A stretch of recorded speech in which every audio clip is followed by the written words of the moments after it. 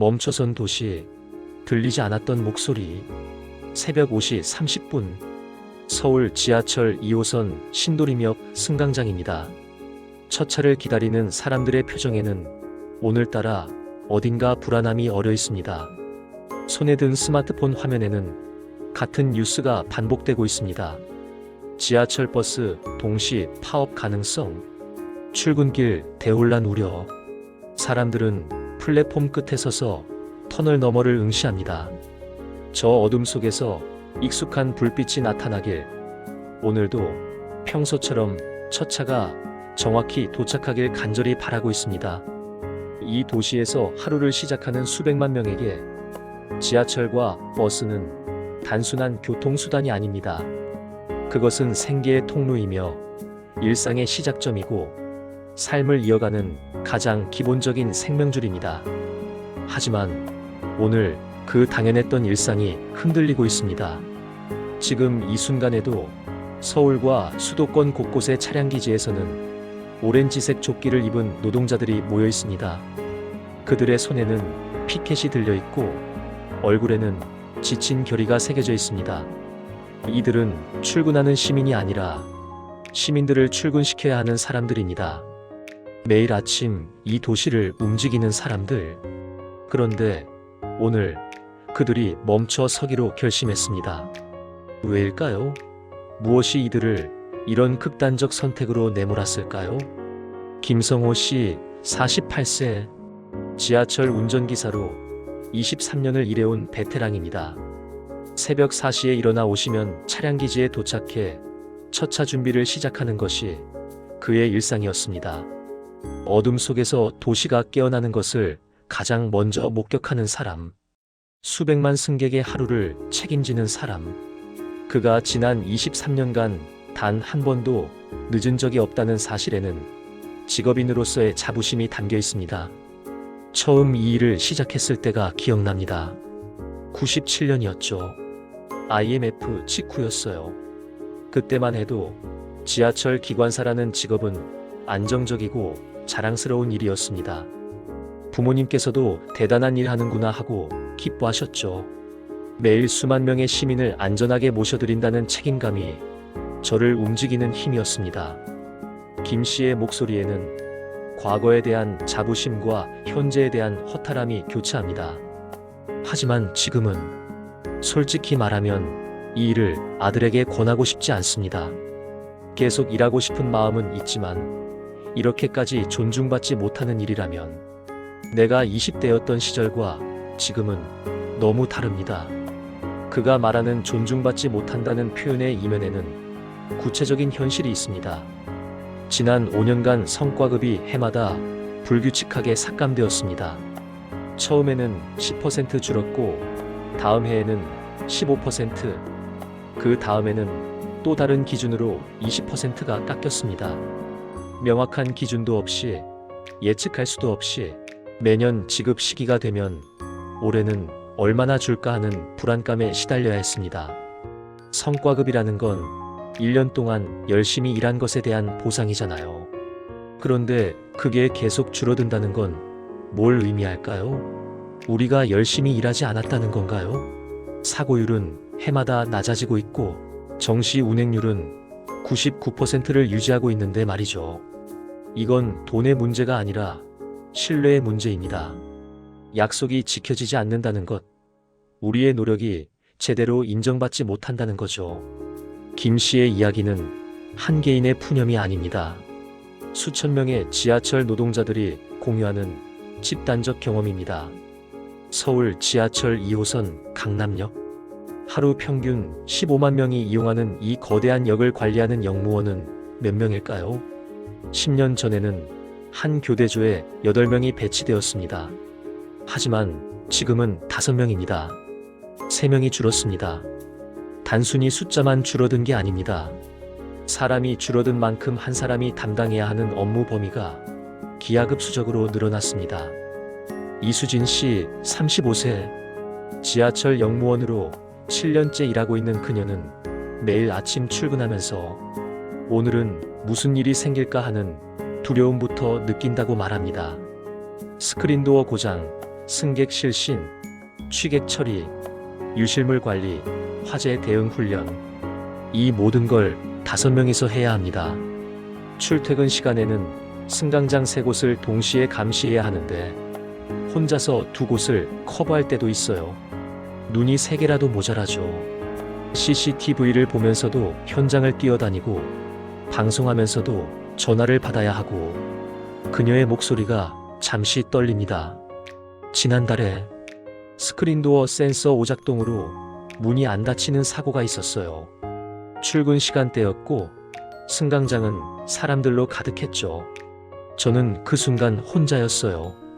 본부에 연락하고 승객들 안내하고 안전선 확보하고 동시에 다 해야 했어요. 다행히 큰 사고는 없었지만 그날 밤 집에 돌아와서 손이 계속 떨렸습니다.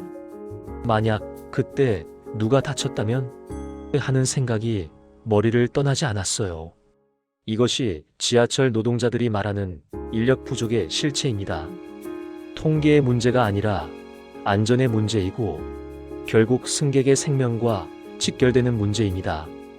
그런데 버스 노동자들의 상황은 더욱 절박합니다.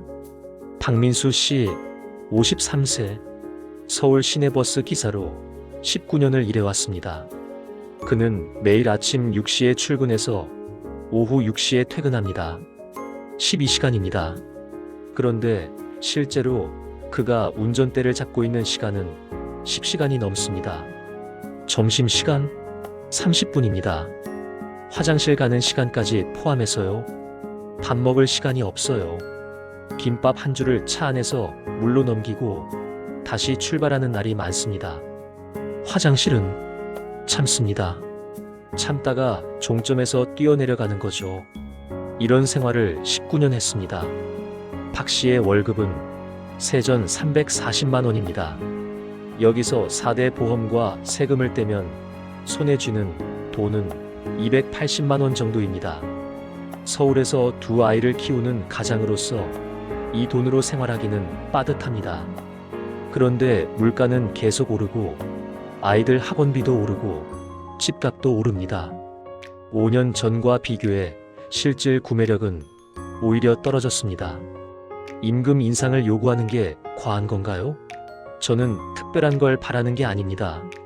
그냥 이 일을 계속할 수 있을 만큼만 받고 싶은 겁니다. 아이들 학원비 내고 월세 내고 밥 사 먹고 그러고도 조금 저축할 수 있을 정도요. 그게 그렇게 큰 욕심인가요? 더 심각한 건 건강 문제입니다. 박 씨는 최근 종합검진에서 당뇨 전 단계 판정을 받았습니다. 불규칙한 식사, 운동 부족, 스트레스가 원인이었습니다. 허리 디스크도 있습니다. 장시간 같은 자세로 운전하다 보니 생긴 직업병입니다. 제 동료 중에 작년에 운전 중 쓰러진 사람이 있습니다. 심근경색이었어요. 다행히 승객들이 빨리 대응해서 목숨은 건졌지만 그 친구도 저와 비슷한 생활을 했던 사람입니다. 새벽부터 밤까지 핸들 잡고 밥도 제대로 못 먹고 쉴 틈도 없이 일하고 박 씨의 목소리가 낮아집니다. 솔직히 말하면 저도 운전하다가 졸음이 올 때가 있어요. 특히 점심시간 직후요. 그럴 때는 진짜 무섭습니다. 제 의지로 어떻게 할 수 없는 순간이거든요.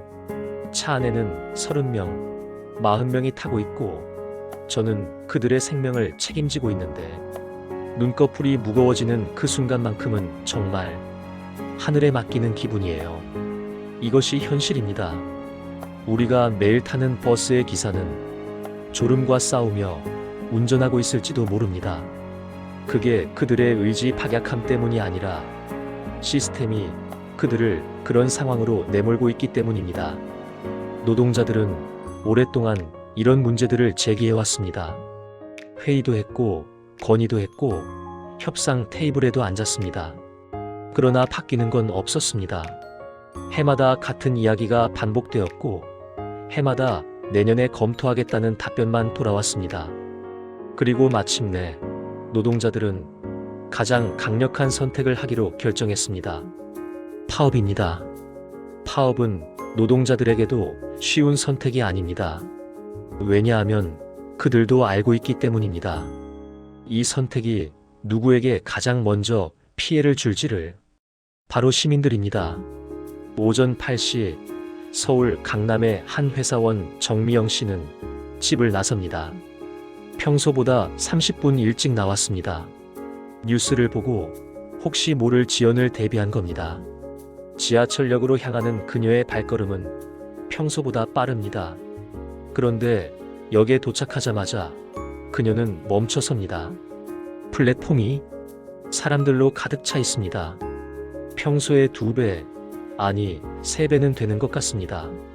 전광판에는 열차 지연이라는 표시가 깜빡이고 있습니다. 이러다가는 지각하겠어요. 저희 회사는 지각 3번이면 인사상 불이익이 있거든요. 출근 시간 엄수를 엄청 강조하는 분위기라서 그냥 늦는 게 아니라 월급이 깎이는 거예요. 택시를 타자니 이 시간에 강남까지는 5만 원은 나올 텐데 정 씨의 딜레마는 수십만 명의 딜레마입니다. 출근해야 하는데 수단이 없습니다. 아니, 수단이 마비되어 있습니다. 경기도 성남에 사는 김철수 씨는 더 심각한 상황입니다. 그는 8살, 6살 두 아이를 학교와 어린이집에 보내야 합니다. 평소에는 버스를 타고 10분이면 도착하는 거리입니다. 그런데 오늘은 버스가 오지 않습니다. 아이들을 걸려서 데려갈 수도 없는 거리예요. 택시를 2번 타면 왕복 4만 원, 한 달로 치면 80만 원이 넘어요. 솔직히 그 돈을 어떻게 감당합니까? 그렇다고 아이들을 집에 둘 수도 없고 김 씨는 결국 회사에 반차를 내고 직접 아이들을 데려다 주기로 했습니다. 반차를 내면 급여가 깎입니다. 선택의 여지가 없습니다. 더 취약한 계층은 노인들입니다. 종로구에 사는 박순자 할머니, 76세. 그녀는 매주 화요일과 금요일에 병원에 갑니다. 당뇨와 고혈압 때문입니다. 평소에는 버스로 15분이면 도착하는 동네 병원입니다. 오늘도 그녀는 평소처럼 버스 정류장에 나왔습니다. 30분을 기다렸지만 버스는 오지 않았습니다. 다리가 불편한 그녀가 걸어갈 수 있는 거리가 아닙니다. 결국 그녀는 집으로 돌아가야 했습니다. 병원 예약은 취소되었고 약이 떨어지는 것도 하루 이틀 늦춰야 합니다. 나 같은 노인은 버스가 생명줄이에요. 택시비는 부담되고 걸을 수도 없고 그냥 움직일 수가 없어요. 병원도 못 가고 장도 못 보러 가고 이것이 파업의 현실입니다. 추상적인 불편이 아니라 구체적인 피해입니다. 월급이 깎이고 아이를 돌볼 방법이 없어지고 병원을 갈 수 없게 되는 것입니다. 서울시는 비상대책을 발표했습니다. 대체 버스 200대를 투입하고 지하철 예비 열차를 최대한 동원하며 출퇴근 시간대 수속력을 80% 수준까지 유지하겠다고 밝혔습니다. 서울시 교통본부장은 기자회견에서 이렇게 말했습니다. 시민 여러분의 불편을 최소화하기 위해 모든 행정력을 동원하겠습니다. 택시 부재를 한시적으로 해제하고 자가용 유일제도 유연하게 운영하겠습니다. 주요 도로에는 교통경찰을 배치해 하지만 현장의 목소리는 다릅니다. 한 교통 전문가는 이렇게 말합니다. 대체 버스 200대로는 터무니없이 부족합니다. 평소 서울시에서 운행되는 버스만 7,000대가 넘습니다. 지하철은 하루 평균 800만 명이 이용하죠. 예비 열차를 동원한다고 해도 기관사와 영무원이 없으면 열차를 운행할 수 없어요. 물리적으로 불가능합니다. 대중교통이라는 시스템은 생각보다 훨씬 섬세하고 복잡합니다. 한 구간이 막히면 연쇄적으로 다른 구간도 영향을 받습니다. 버스 한 대가 늦으면 다음 정류장에 승객들이 밀려서 타지 못하고 그 승객들은 다음 버스를 기다려야 하고 그러면 또 다음 버스가 10,000원이 됩니다. 지하철도 마찬가지입니다. 배차 간격이 2분만 늘어도 승강장은 위험할 정도로 혼잡해집니다. 그렇다면 이 복잡한 상황을 우리는 어떻게 바라봐야 할까요? 많은 시민들의 첫 반응은 이해할 만합니다. 왜 하필 출근 시간에? 시민들은 죄가 없는데 파업할 거면 다른 방법으로 하지. 실제로 인터넷 댓글에는 비난의 목소리가 쏟아지고 있습니다. 시민들을 인질로 잡는 것과 다를 바 없다. 공무원들이 파업하는 건 직무유기다. 불법 파업 아니냐. 하지만 조금 더 깊이 들여다보면 이 상황은 단순하지 않습니다. 노동자들도 이런 비난을 예상했습니다. 아니, 알고 있었습니다. 그럼에도 파업을 선택한 이유가 있습니다. 지하철 노조위원장은 기자회견에서 이렇게 말했습니다. 우리는 시민 여러분께 불편을 드리는 것을 원하지 않습니다. 정말입니다. 우리도 같은 시민입니다. 우리도 이 도시에서 살아가는 사람들이고 가족이 있고 이웃이 있습니다. 그런데 더 이상은 견딜 수 없습니다. 이 상태로는 안전을 보장할 수 없습니다. 그의 목소리가 떨립니다. 작년에 우리 동료 한 명이 과로로 쓰러졌습니다. 일하다가요. 승강장에서요. 다행히 목숨은 건졌지만 그 친구는 이제 일을 못합니다. 올해 초에는 버스 기사 한 분이 운전 중 의식을 잃었습니다. 승객들이 빨리 대응해서 큰 사고는 없었지만 만약 그때 대형 사고가 났다면 그 책임은 누가 집니까? 그는 자료를 들어 보입니다. 지난 5년간 대중교통 노동자의 산재 신청 건수가 40% 증가했습니다. 우울증, 불안장애 진단을 받은 노동자도 30% 늘었습니다. 이게 정상입니까? 이 상태로 시민 여러분을 안전하게 모실 수 있을 것 같습니까? 버스 노조 대표도 입장문을 발표했습니다.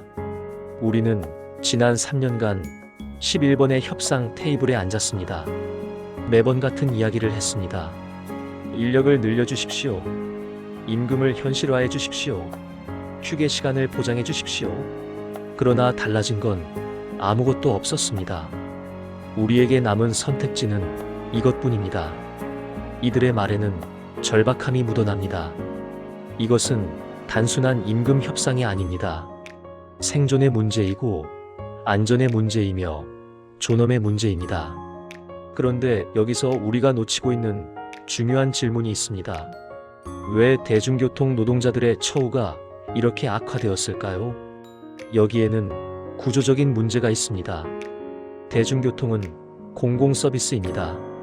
이윤을 추구하는 사업이 아니라 시민의 기본권을 보장하는 공적 인프라입니다.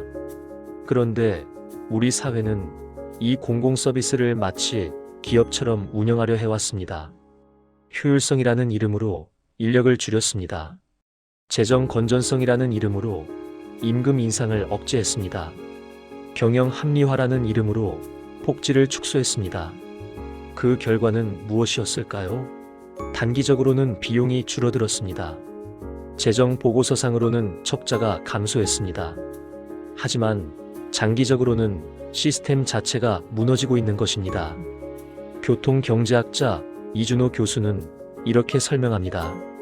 대중교통은 본질적으로 적자 구조입니다. 요금만으로는 운영비를 충당할 수 없어요. 그래서 전 세계 어느 도시든 공공재정으로 지원합니다. 문제는 우리가 그 지원을 계속 줄여왔다는 겁니다.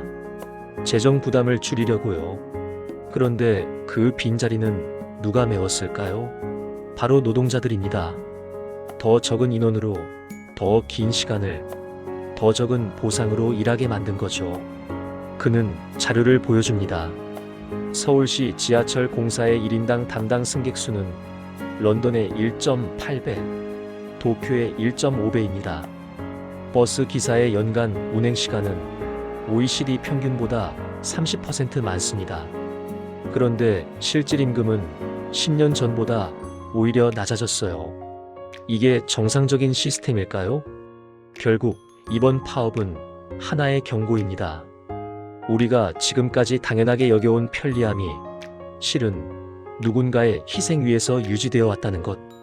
그 희생이 한계에 도달했다는 것.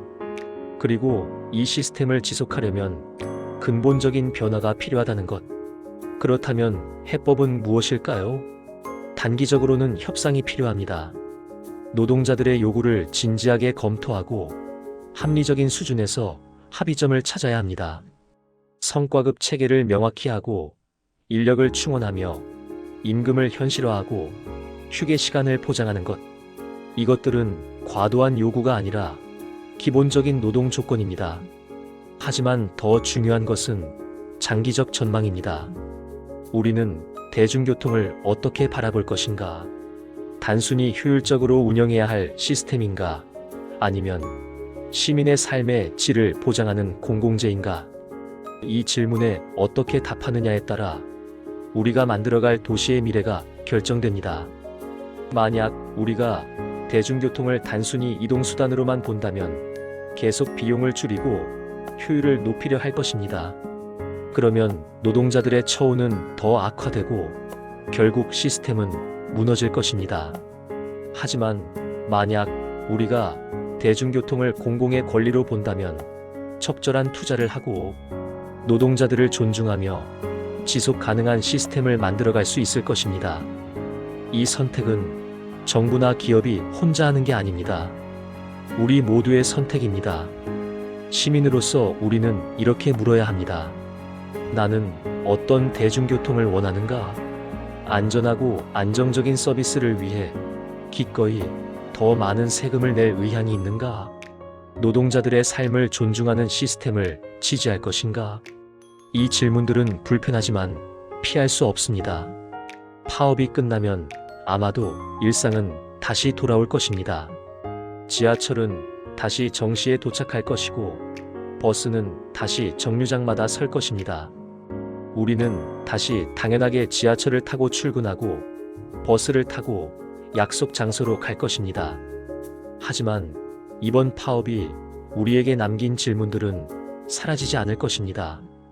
우리가 매일 이용하는 이 시스템이 어떻게 작동하는지, 그 시스템을 움직이는 사람들이 어떤 삶을 살고 있는지, 우리의 편리함이 누군가의 희생 위에 있는 것은 아닌지, 그리고 무엇보다 우리가 어떤 도시에서 살고 싶은지. 이 파업은 단순한 노사 갈등이 아닙니다. 대한민국 도시 시스템의 지속 가능성에 대한 근본적인 질문입니다. 우리가 만들어온 편리함이 과연 지속될 수 있는 것인지, 그 편리함의 대가는 누가 치르고 있는지를 보여주는 거울입니다. 새벽 5시 30분 신도림역 승강장으로 다시 돌아가 봅니다. 첫 차를 기다리는 사람들, 그들 중 누군가는 지하철 기관사의 가족일지도 모릅니다. 누군가는 버스 기사의 이웃일지도 모릅니다. 우리는 모두 이 도시에서 함께 살아가는 사람들입니다. 파업으로 불편을 겪는 시민도, 파업을 선택할 수밖에 없었던 노동자도 사실은 같은 구조 속에서 고통받고 있는 사람들입니다. 진짜 문제는 그 구조 자체에 있습니다. 이 파업이 끝난 후 우리에게 남을 것은 무엇일까요? 불편했던 기업?